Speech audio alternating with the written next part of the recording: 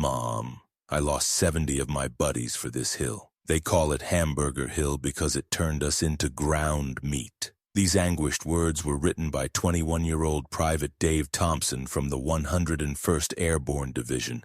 in a blood-stained letter on May 18, 1969, during the final assault on Hill 937 in South Vietnam's A Shau Valley. His pencil, worn down to a stub after 10 days of desperate fighting, scratched across pages torn from a field manual as he crouched in a muddy foxhole just 50 meters below the summit that had already claimed more American lives than any strategic objective could justify. Dave's letter was discovered in 1995 by a Vietnamese farmer clearing unexploded ordnance from what had once been the most contested piece of real estate in Southeast Asia. The 3-page document, preserved in a waterproof ammo pouch buried beneath layers of jungle growth and monsoon soil, provided historians with the most emotionally raw first-person account of Operation Apache Snow, the mission that transformed Hill 937 from an obscure map reference into a symbol of everything that was wrong with America's strategy in Vietnam.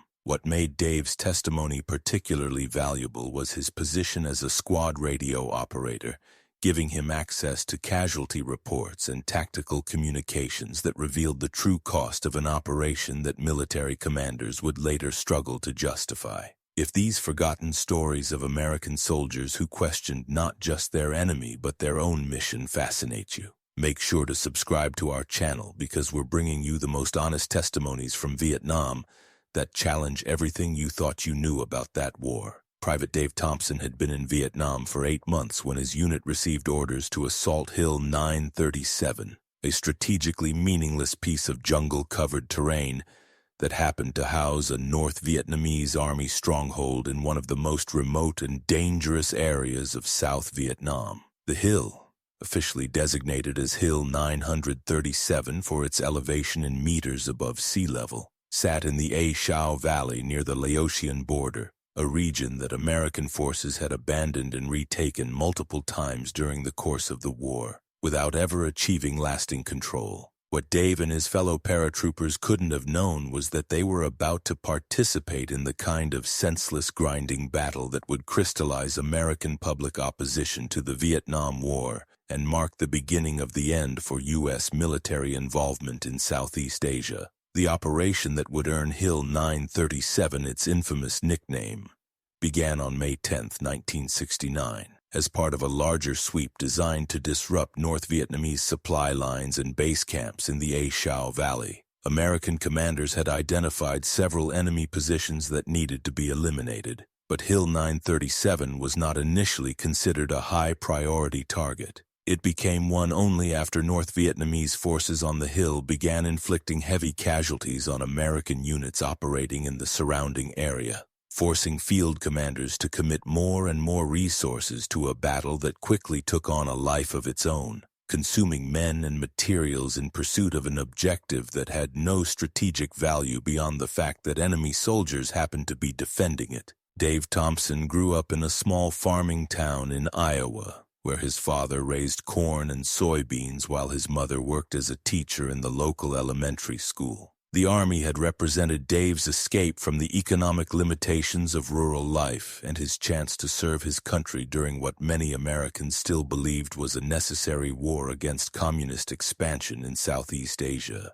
His letters home during basic training and advanced infantry school revealed a patriotic young man who took pride in earning his paratrooper wings and assignment to the famous 101st Airborne Division, the Screaming Eagles who had fought with distinction during World War II and were now tasked with some of the most dangerous missions in Vietnam. Dave's first months in Vietnam had been spent conducting search and destroy operations in relatively quiet areas where contact with enemy forces was sporadic and casualties were light, giving him confidence in both his own abilities and the effectiveness of American military tactics against North Vietnamese and Viet Cong forces. His early letters described successful operations that resulted in captured weapons and supplies, intelligence gathering that helped identify enemy movements, and the satisfaction of working with experienced soldiers who had taught him the practical skills needed for survival in jungle warfare. What these initial experiences hadn't prepared him for was the psychological impact of prolonged combat against a determined enemy fighting on terrain of their own,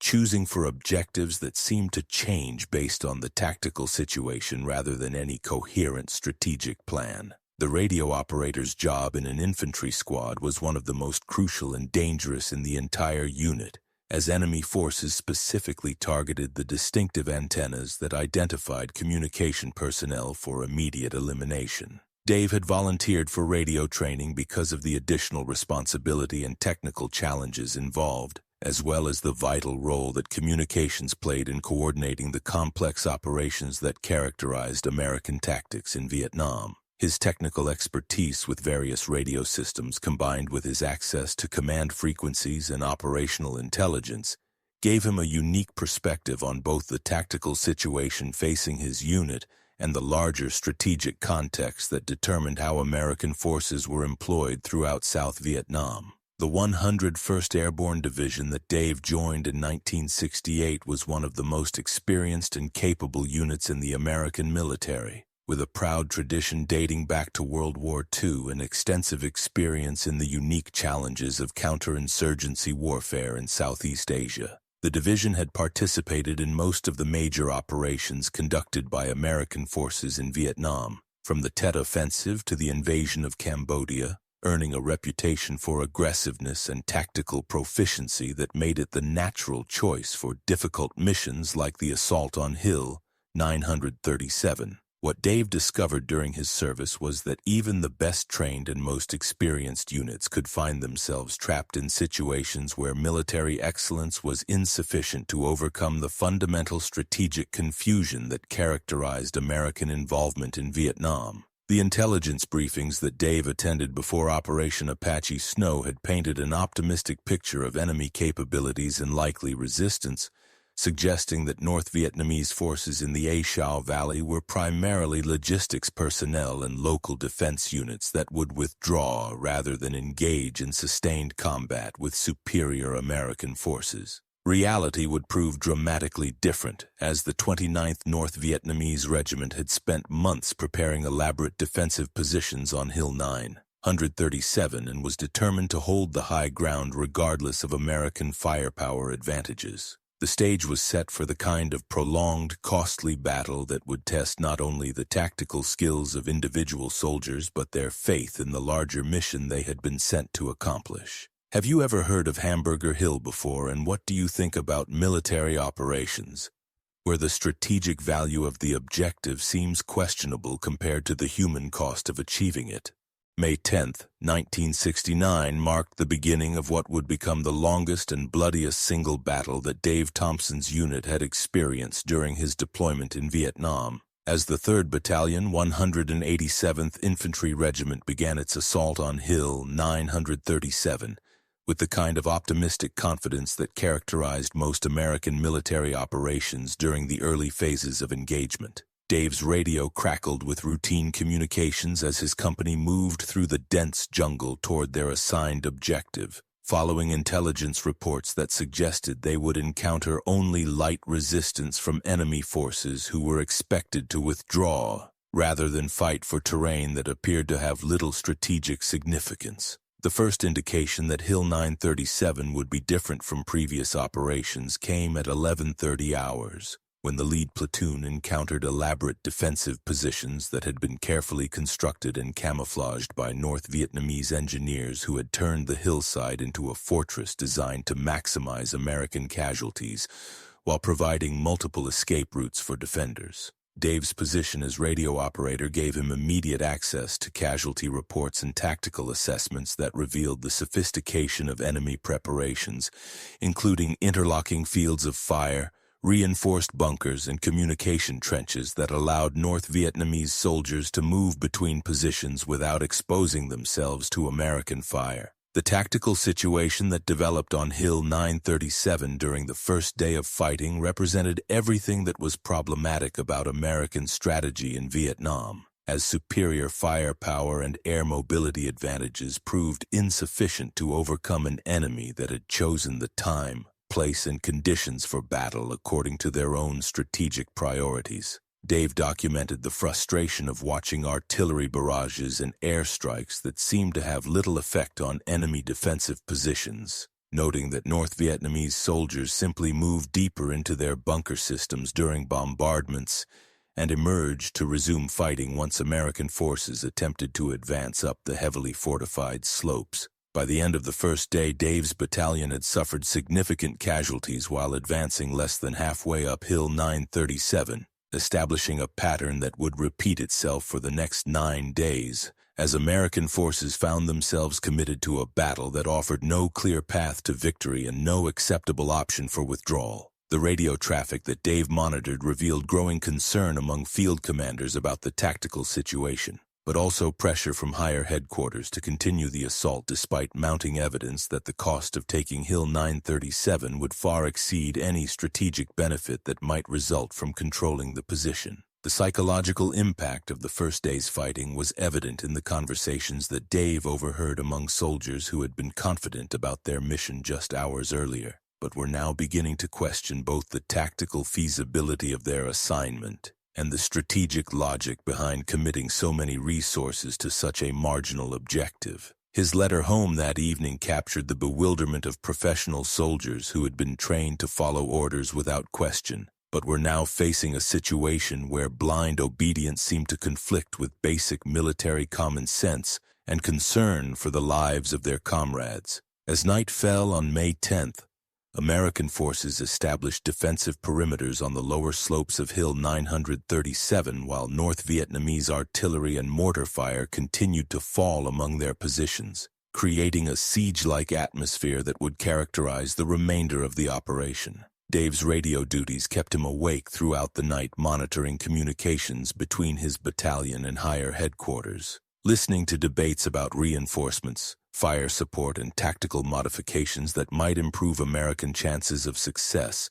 without acknowledging the fundamental question of whether Hill 937 was worth the lives that had already been lost in trying to capture it. The second day of Operation Apache Snow began with another massive preparatory bombardment designed to soften North Vietnamese defenses before American infantry resumed their assault up the blood-soaked slopes of Hill 937. But Dave Thompson's radio monitoring revealed that enemy forces had learned to adapt to American tactical patterns and were now using the bombardment periods to improve their defensive positions rather than simply enduring them passively. His communications with forward observers and artillery spotters indicated that North Vietnamese soldiers had developed sophisticated techniques for surviving heavy bombardments while maintaining their ability to deliver devastating fire against American assault troops the moment the barrage ended.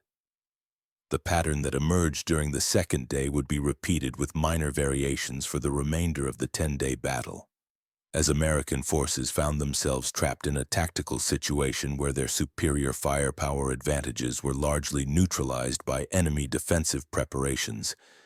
and their mobility advantages were meaningless on terrain that offered no room for maneuver. Dave documented the growing frustration among squad and platoon leaders who could see the tactical problems clearly, but lacked the authority to modify operational plans that seemed to ignore the realities of the battlefield situation in favor of abstract strategic concepts that had little relevance to the immediate challenges facing soldiers on Hill 937.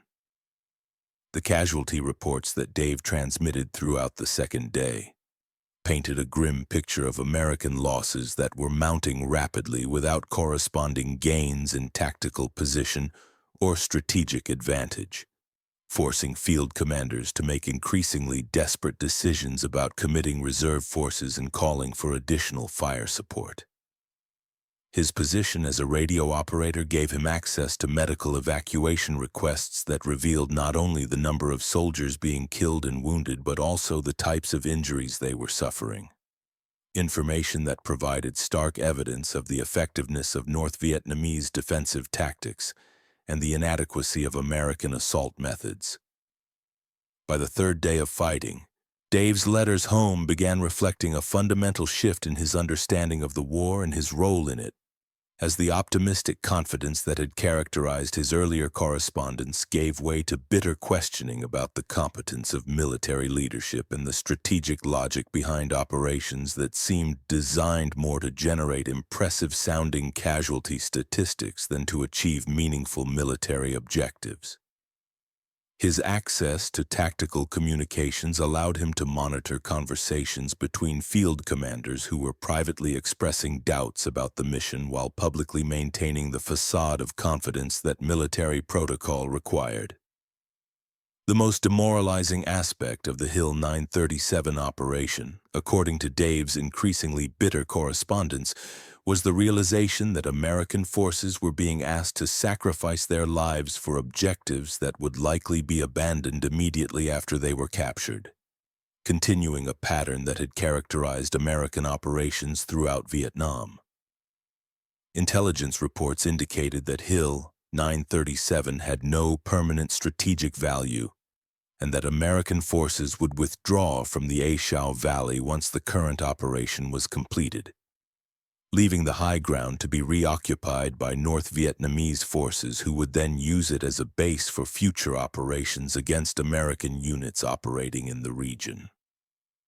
As the battle entered its second week, Dave began documenting individual acts of heroism and sacrifice that occurred daily among American forces despite their growing awareness that they were participating in a fundamentally flawed operation,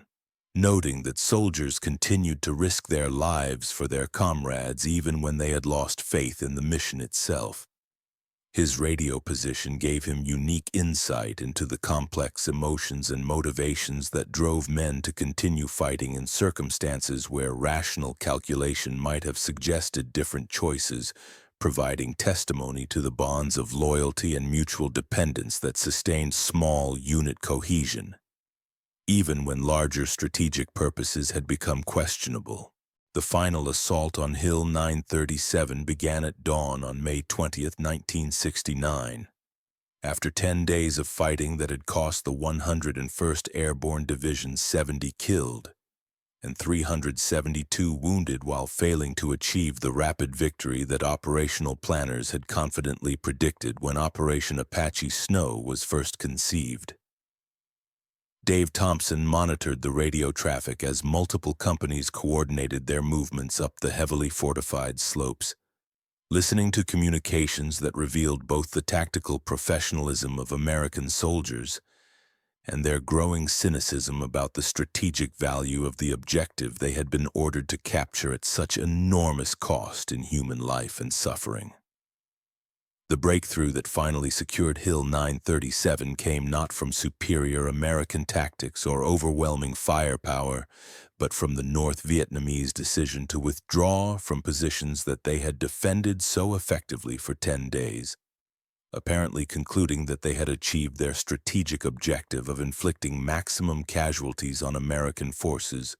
while demonstrating the futility of operations designed more for domestic political consumption than military necessity. Dave's communications equipment picked up the first reports of reduced enemy resistance as American forces advanced toward the summit, but also captured the bitter commentary of soldiers who understood that their enemy had chosen the time and manner of their own withdrawal. The scene that greeted American forces when they finally reached the top of Hill 937 provided stark evidence of both the sophistication of North Vietnamese defensive preparations and the effectiveness of their tactical withdrawal, as elaborate bunker systems and communication trenches were found to be largely intact despite 10 days of bombardment, while few enemy bodies or abandoned weapons suggested that defensive forces had escaped with minimal casualties. Dave wrote about the eerie silence that descended over the hilltop once fighting ended, noting that soldiers who had expected to feel triumph or relief instead experienced only exhaustion and growing anger about the price they had paid for a piece of ground that everyone knew would be abandoned within days. The casualty reports that Dave compiled during the aftermath of the Hill 937 operation told the story of Operation Apache Snow in statistical terms that complemented his personal observations about the human cost of strategic confusion and tactical rigidity. American forces had suffered 630 casualties, including 72 killed,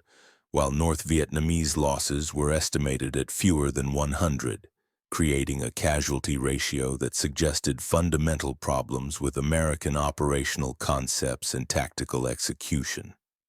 These numbers represented not just military statistics but individual tragedies that affected families and communities across the United States. Each death a reminder that strategic mistakes carried personal consequences that would last for generations. The abandonment of Hill 937 on June 5, 1969, just 2 weeks after its capture, confirmed everything that Dave and his fellow soldiers had suspected about the strategic logic behind their mission. As American forces withdrew from the A Shau Valley according to pre-existing operational plans that made no provision for holding terrain that had cost so much to capture. The hill that had consumed 10 days of fighting and caused more than 600 American casualties was turned over to South Vietnamese forces who lacked the resources to defend it effectively, ensuring that North Vietnamese forces would eventually return to positions that American soldiers had died. The controversy that erupted in the United States following news reports about the Battle of Hamburger Hill marked a turning point in American public opinion about the Vietnam War, as citizens who had previously supported military operations began questioning the competence and honesty of political and military leaders who seemed unable to articulate clear strategic objectives or explain why American soldiers were dying for territory that was immediately abandoned after being captured. Dave Thompson's unit returned to base camp to find themselves at the center of a national debate about war strategy, media coverage, and the relationship between military tactics and political objectives that would ultimately influence American policy for the remainder of the conflict. The psychological impact of participating in the Hamburger Hill operation proved lasting for soldiers who had experienced not only the trauma of prolonged combat, but also the realization that their sacrifices had served no meaningful strategic purpose, creating a form of moral injury that was distinct from traditional combat stress and more difficult to treat through conventional military medicine. Dave's letters from the weeks following the battle revealed his struggle to maintain faith in military institutions and political leadership that had ordered him to risk his life for objectives that were abandoned immediately after being achieved. Noting that the disconnect between official explanations and battlefield reality had shattered his confidence in the honesty and competence of his superiors. The media attention that focused on Hamburger Hill during the summer of 1969 created additional stress for veterans of the operation, who found themselves defending their actions and the actions of their comrades against critics who questioned not only the strategic wisdom of the mission but also the tactical methods used to accomplish it. Dave wrote about the difficulty of explaining complex military situations to civilians who had no experience with combat operations, noting that public debate about the battle often ignored the courage and professionalism displayed by individual soldiers, while focusing on larger questions of policy and strategy that were beyond the control of troops in the field.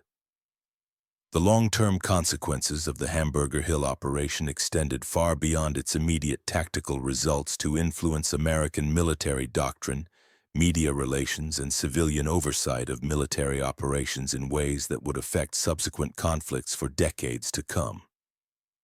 Dave's perspective as a soldier who had participated in the battle gave him unique insights into the gap between military capabilities